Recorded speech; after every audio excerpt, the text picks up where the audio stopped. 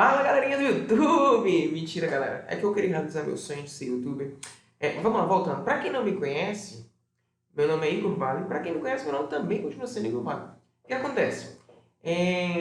Hoje a gente vai dar uma terminada, né, na matéria que a gente começou a ver em sala. Graças ao coronavírus, infelizmente a gente teve que mudar para essa formatação de aula. Mas eu vou deixar, as minhas aulas vão continuar sendo do mesmo jeito. Eu vou deixar as coisas bem dinâmicas, bem zen. E como é de praxe, eu vou passar, antes da gente começar um pouquinho a nossa matéria, eu vou só repassar para vocês as notícias da semana, só as notícias boas, fazer diferente. Na aula eu sempre trago notícia ruim, hoje eu vou trazer notícia boa.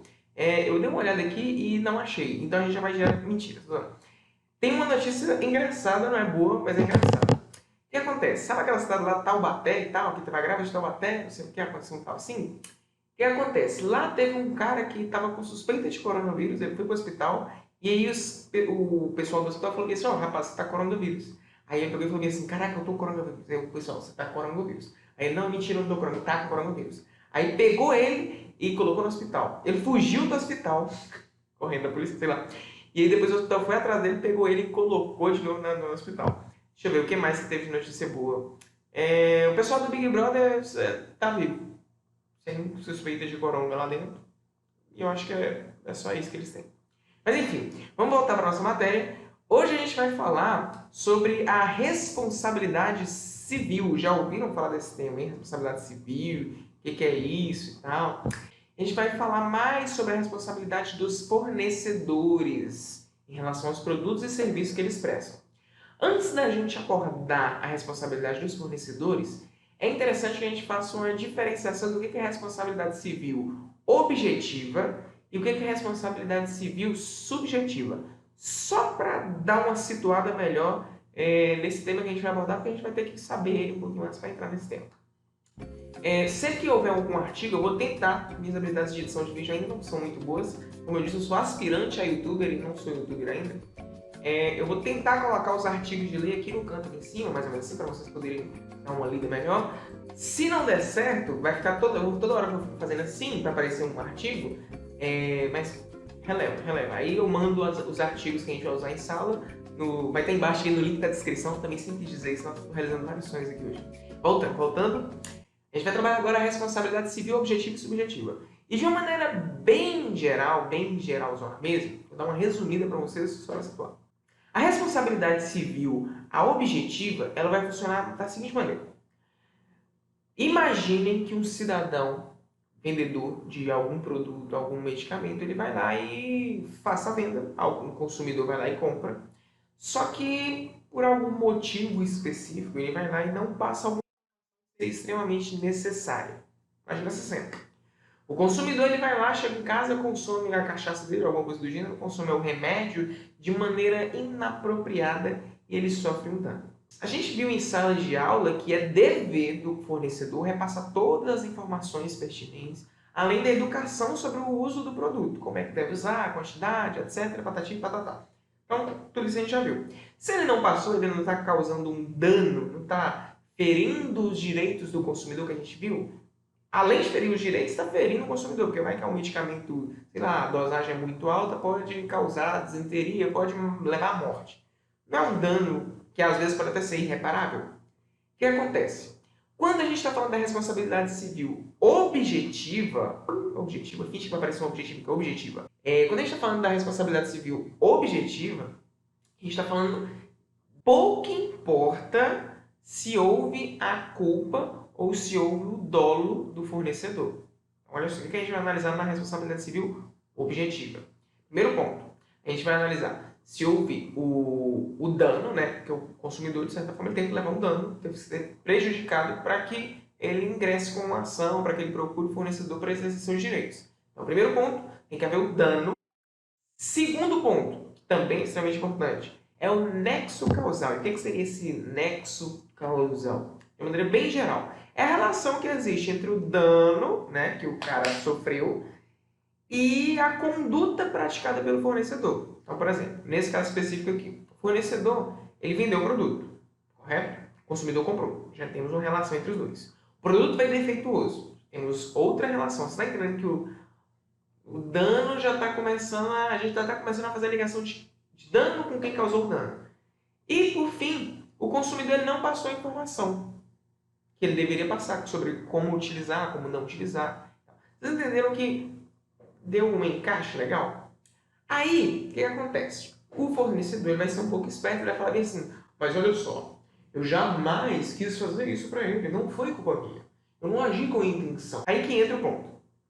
Quando a gente está falando de responsabilidade civil objetiva, tanto faz, tanto fez, se o fornecedor teve culpa ou dolo. É indiferente.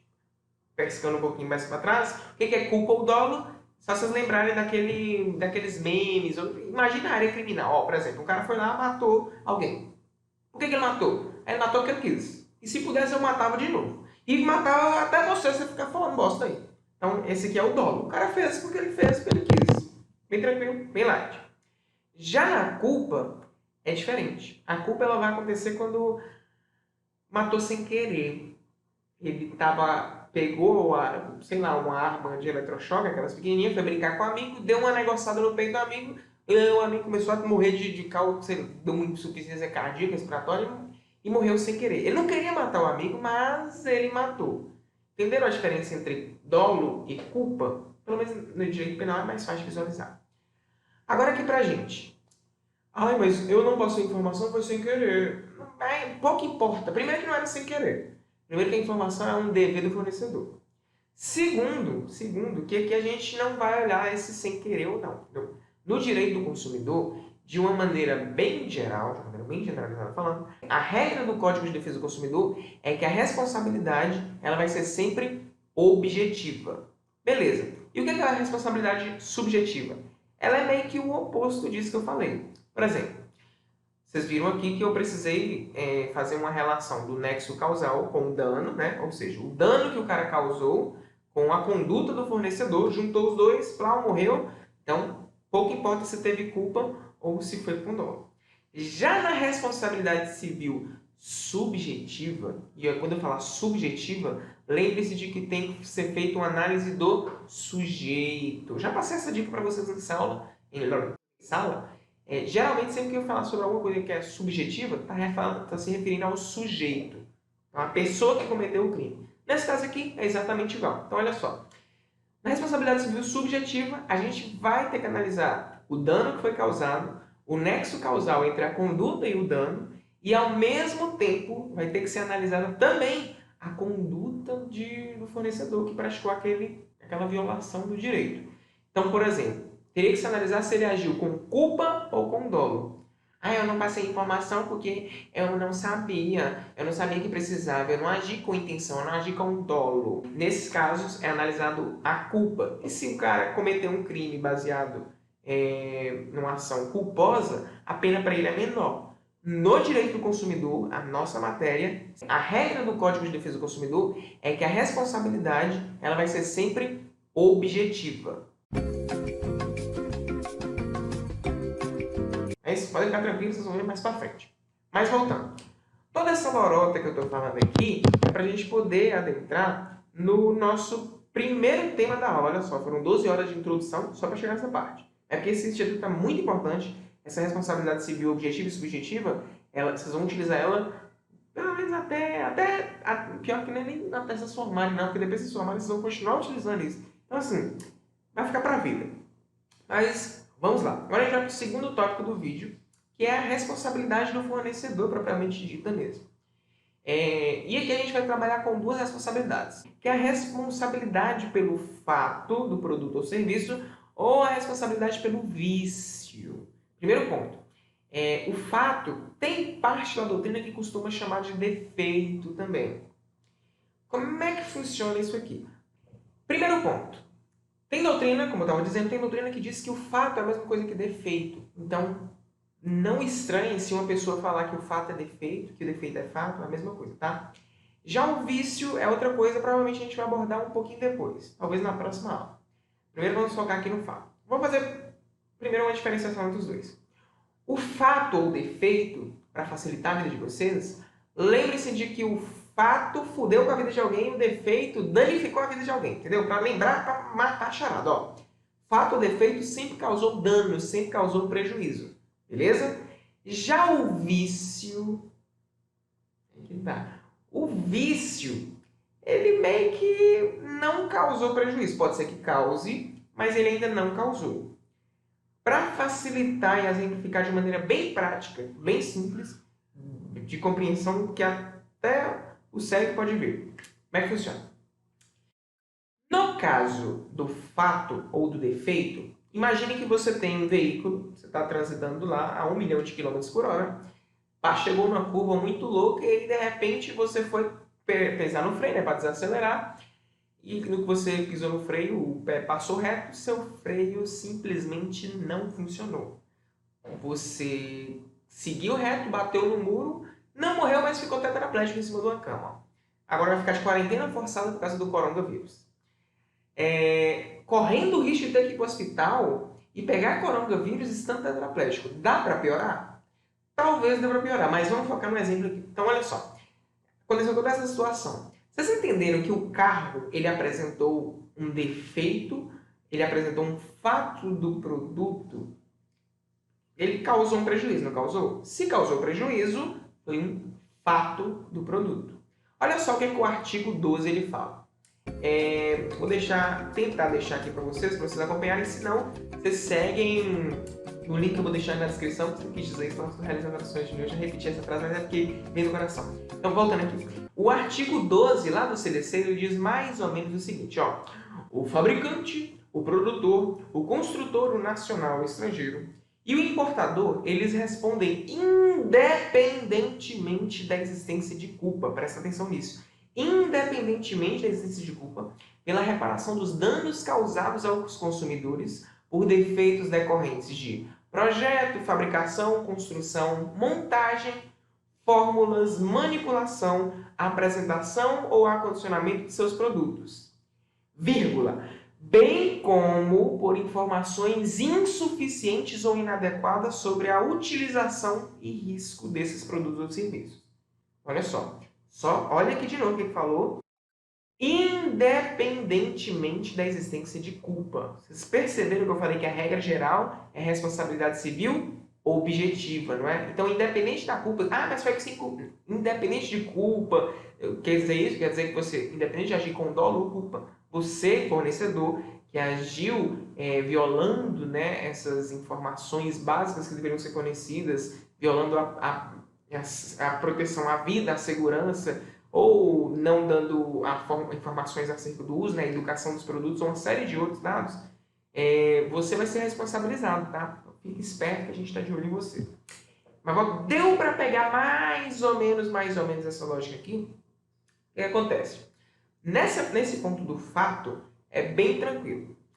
Teve fato, teve o dano ao consumidor, dá para se enquadrar como fato. Então, o carro sofreu um acidente porque ele não tinha freio, e você sofreu um dano por isso, fato do produto ou defeito do produto, causou prejuízo, o fornecedor ele vai responder independentemente de culpa. Quando eu falo independentemente de culpa, é só lembrar. Pouco importa se ele agiu com dolo, sem dolo, com culpa, independente, ele vai ser culpado, ele vai ser punido por isso, ser responsabilizado. Tranquilo? Só para fazer a distinção, vamos ver o que é o vício agora. Sendo que o fato é o defeito no produto que causa dano. O vício, por outro lado, vou deixar aqui, mais uma vez, tenta deixar aqui, o artigo 18. Olha só o que o artigo 18 ele fala. Os fornecedores de produtos de consumo, duráveis ou não duráveis, respondem solidariamente pelos vícios de qualidade ou quantidade que os tornem impróprios ou inadequados ao consumo a quem se destina ou lhe diminuam o valor, assim como por aqueles decorrentes de disparidade com as indicações constantes do recipiente da embalagem, rotulagem ou mensagem publicitária, respeitadas as variações decorrentes da sua natureza, podendo o consumidor exigir a substituição das partes viciadas. Muitos termos técnicos, mas a gente vai abordar essa parte na próxima aula. Mas só para entender a diferença básica entre os dois, de uma maneira bem geral, no caso do vício do produto, o produto apresenta um defeito, mas esse defeito ele ainda não causou prejuízo. Pegou a lógica? no fato ou defeito do produto, o produto causou algum prejuízo ao consumidor. Ele tinha um defeito no freio, na hora que ele precisou usar o freio do carro, o carro explodiu, morreu, o defeito causou dano. Tem doutrinadores que falam também que essa parte do fato ou defeito está ligada ao acidente de consumo. Pegaram a lógica? Então, no caso do fato, tem um acidente de consumo, tem um dano ao consumidor. No caso do vício, já não tem esse dano ao consumidor, mas o produto está defeituoso. Olha só, por exemplo, dá outro exemplo aqui, pega essa temática que a gente está vivendo, já que está todo mundo em quarentena, eu trouxe aqui alguns exemplos práticos, eu vou roubar ali do meu Pikachu. O que acontece? Como vocês sabem, aqui, ó, vou fazer que nem aquelas blogueiras para vocês focarem, né? Olha aqui, gente, maravilhosos, olha só, estou aqui com esse álcool em gel aqui, ele tem aqui, ó, aqui do lado fala que ele tem aqui, ó, 70 gl, estão vendo, pessoal? Então, o que acontece? Para quem quer se prevenir aí e se proteger do coronavírus, o álcool que vocês têm que utilizar para passar nas mãos é esse aqui, correto? Beleza, tranquilo, todo mundo já sabe que é o álcool em gel, fator 70, fator 70 não, que fator 70 como é que é o nome daquela paradinha lá? Fator 70 é protetor solar. Mas de certa forma acho que é fator mesmo que vamos falar. Aqui, álcool etílico hidratado, e NPM, é isso mesmo. Para passar na pele, para se proteger do coronavírus, você tem que usar esse álcool aqui. Eu estou vendendo esse aqui, inclusive, tá? Aí, professor, por quanto você está vendendo? Estou vendendo por R$12 a unidade, tá? Mentira, tô zoando. Aí, professor, mas eu vi na internet que tem R$5, porque você está vendendo de maneira tão abusiva. Exatamente, já fica a dica para vocês aí. Se vocês verem alguma loja fazendo uma venda de produtos essenciais como álcool, máscara ou papel higiênico, né, que daqui parece que tá só para cenário, tá, gente? Qualquer um desses produtos que comecem só dentro do papel higiênico não é tão essencial assim, tá? Não no combate ao corona. Voltando lá. Se vocês verem qualquer empresa fazendo esse tipo de venda, essa venda mais, né? Como é que eu vou dizer? Pega um produto, coloca o preço lá em cima, do nada, baseado na demanda, existe uma limitação de preço, ele não pode agir com má fé. A partir do momento que ele viu que todo mundo vai comprar e ele agiu com má fé, ele já está completamente errado. Vocês podem acionar os serviços de defesa do consumidor, como o PROCON, a delegacia, o Ministério Público. É claro que agora vocês estão em quarentena, vocês vão ligar para esses órgãos, beleza? Mas, de resto, se ele subiu demais o preço, você tem que lembrar que o consumidor sempre tem que ser protegido. Mas voltando aqui para o raciocínio que a gente está. O álcool em gel mesmo, ele serve para proteção da parte orgânica do corpo, né, beleza? Você vai proteger, você vai utilizar esse álcool em gel. Esse outro álcool aqui, que é o álcool comum, vocês veem até que ele é 54, o fator de proteção dele é diferente. O álcool em gel, desse fator aí, esse aqui especificamente falando, ele não protege a mão de vocês. Na verdade, ele causa dano às mãos de vocês. Porque ele evapora muito rápido e aí você não consegue se proteger de maneira efetiva. Então, o que o fornecedor ele deveria fazer? Ele vai falar, olha, esse álcool aqui que você está comprando, ele não vai te proteger. Inclusive, esse álcool que você está comprando, se você passar na mão, ele pode corroer sua mão, porque ele é mais forte. Se você ficar utilizando ele várias vezes, vai corroer sua mão, você vai ter algum tipo de descamamento da mão, né? Não sei nem se a palavra correta é descamação. Descamação. Sua pele vai começar a cair, você vai sofrer danos, você entendeu? Sofrer dano. A chance que você sofreu dano, se o fornecedor não cumprir os deveres dele de passar informação, você vai poder ingressar com ação contra ele, você vai poder procurá-lo para exercer o seu direito. O que acontece? Fica a dica para vocês, esse álcool aqui ele não serve para proteção das mãos, ele serve para proteger, para limpar o ambiente. Então pega produtos que vocês utilizam no dia a dia, sei lá, tesoura, lápis, caneta, no trabalho aí, para quem vai trabalhar em home office e tal. Chegou em casa, pegou as sacolas do supermercado, passa esse álcool aqui, entendeu? De preferência o fator 70, esse aqui não é tão bom assim, que esse aqui é 54. Não tem tanta proteção. Tem que ser um nesse nível de proteção que só com o álcool etílico normal. Esse aqui serve para passar na pele, o outro não. Então o que acontece? Imagine que nesse caso aí, o fornecedor ele não passou as informações necessárias para você. Você sofreu dano por causa do álcool.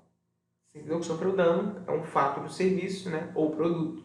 E você foi prejudicado, você tem todo o direito.